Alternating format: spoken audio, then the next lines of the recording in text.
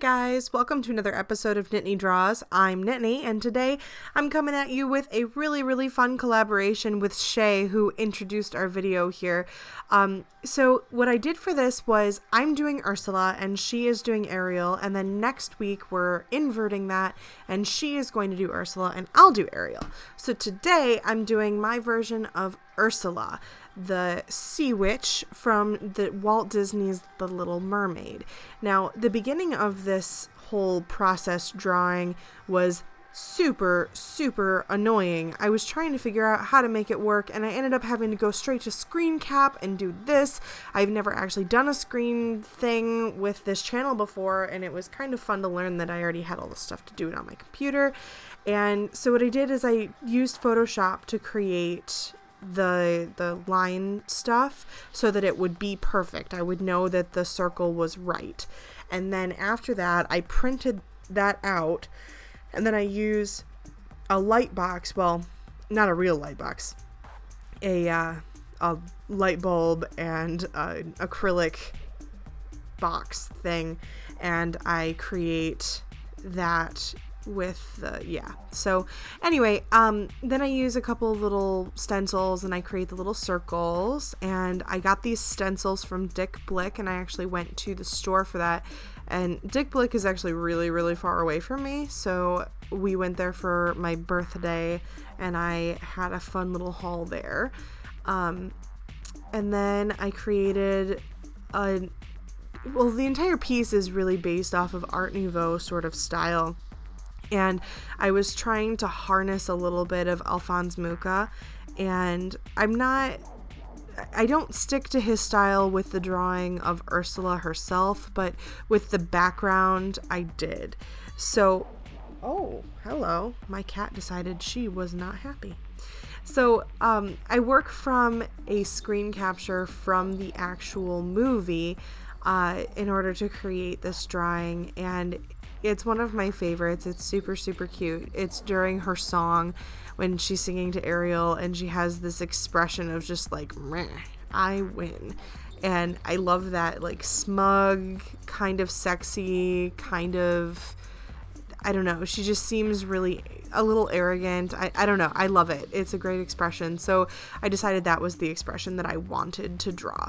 And I got a brand new pencil before starting this, and I wanted to share it with you because I love it.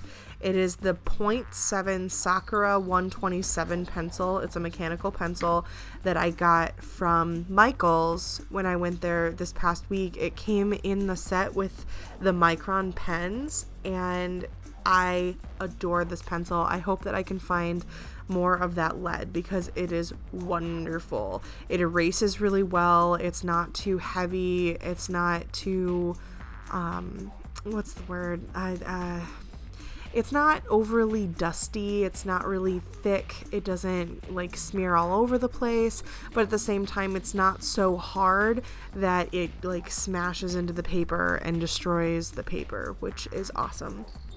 So for the background thing, I wanted to put things that were significant to the story in the circles. And at the top, I use the shell, which is where Ursula puts Ariel's voice and then uses it when she changes into a human and tries to steal Prince Eric.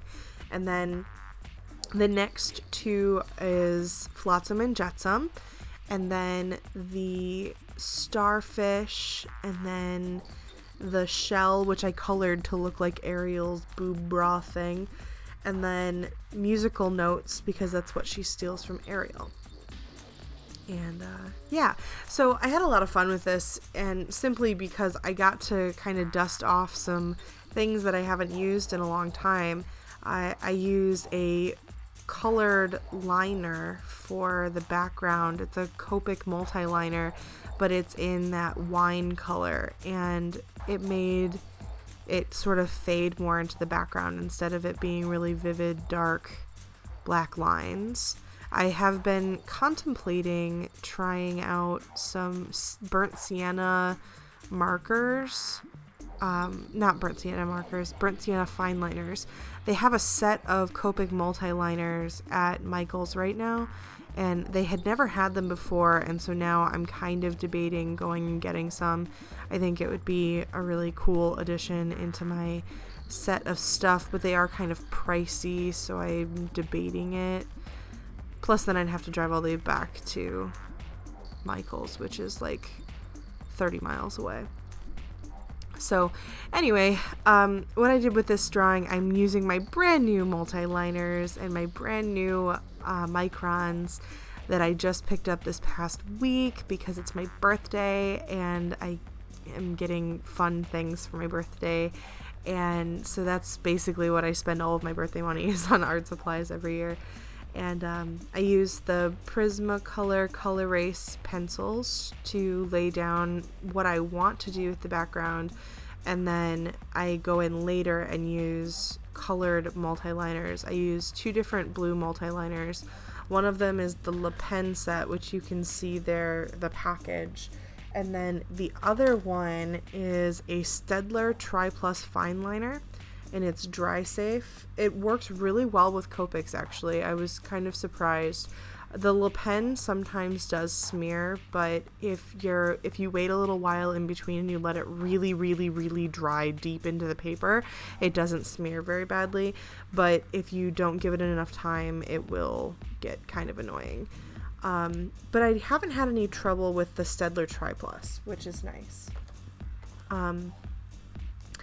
And so basically the entire way through this drawing, I watched CSI and I'm trying to catch up on the new episodes and the old episodes. I'm rewatching it from start to finish. It used to be my favorite show when I was a kid, and I didn't have cable for a really long time when I was in college and stuff because I just couldn't afford it.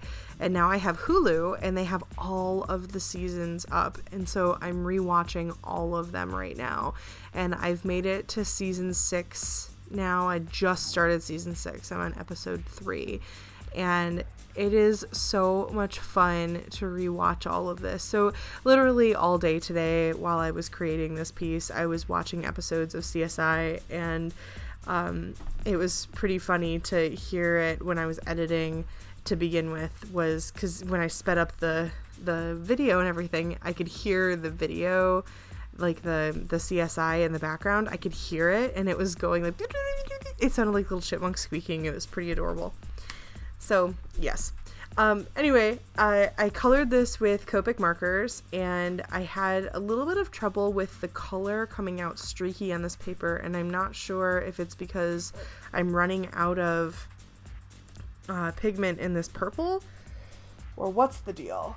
The color that I used for her skin is BV11 Soft Violet, and I don't know. It just doesn't feel like it turned out as seamless as Copic marker skin usually does. So it came out a little splotchy and kind of frustrating. So I go back in a couple of times and I add another layer of the same color and try to make it more skin-like, make it less splotchy and weird. The color that I use for the shadows on this, I actually blend the shadows twice. I use both a gray color as well as, what is this number? V22, I believe, and also B63. So I mix those in together. And then for her makeup, I just kind of winged it, I guess. I was comparing it to the print off of the screen capture that I was working from, and that was the closest color that I have. Because my marker selection is still a little limited, I have to kind of get creative and make some executive decisions and hope that it turns out really nice in the end. And I think it did. And I combined a few colors to create her lipstick. I used both coral and lipstick red. And I bought this new marker, this yellow that's in the background. It's so vibrant and I love it. It's called Maze, and it was at Michael's this past week. And usually Michael's doesn't have a ton of markers in my area, And so what I usually do is if I happen to be there, I'll go in, I'll check them and see if they have any. And if they do, I'll pick one up. But if they don't, then I will go on Otaku Fuel is where I buy mine at. And so that's what I do. I decided that I didn't want to use up the nib on my pen in order to do the background. So what I did is I squirted a little bit of my Copic Various ink into a lid that I used for painting and just painted it on there, which went way faster and it went on a little bit smoother. There weren't as many like seam lines and things, so that was really nice. And then I added sort of a bubbly texture by adding some Copic Various colorless blender in the background to create sort of bubbles. I used Prussian blue to try to combine all of the colors together to make the purple pop more, but then to bring the blue into the foreground a little bit. I don't think that the color theory behind this one is my strongest. I think I probably could have done a little better at planning out the colors, but I think it also turned out really nice. I added in this gold leaf pen later, and about this point in the pen situation, all of the ink was dying. It was super annoying, and I wish that I had known that it was this close to dying, because I would have picked up another one when I went to Michael's because I love to use gold leafing in pretty much everything. Gold leafing is amazing, and so I had trouble with that. And then I filled this in with a similar color to her skin tone, but also it's like the halfway point between Ursula's skin tone and the Prussian blue that I used for the background, and I think it turned out really nice. This is where things took a turn for the kind of wonky. I'm still not confident on this color choice of the coral. I was trying to incorporate the color from her lipstick into the piece more and make it feel more cohesive, but I'm not sure that it was the best decision. I may go back in Photoshop and adjust that into a lighter color for prints, because I'm not really thrilled with what happened. I'd be interested to see what you guys think about that, because I'm not super thrilled about it, but maybe you are. I don't know. But yeah, so this piece, it took a really long time to finish, probably about 6 hours, I would say, in order to complete it. And that was all the way through conception, because conception takes forever. So here is the finished piece. I want to say thank you so much to Shae for collaborating with me. It's going to be such an honor. Thank you so much for watching, and Shae has a little message for you here at the end of the video. See you the next time. Bye. Hey guys, this is Shae, and I am so excited to share in this collaboration with you all. If you'd like to see me make this Ariel and Flounder come to life, don't forget to head over to my channel after you've watched Ursula, and I'll show you how I do it. Also, while you're here on Nittani's channel, don't forget to like, comment, and subscribe, and let her know how much you enjoyed this collaboration.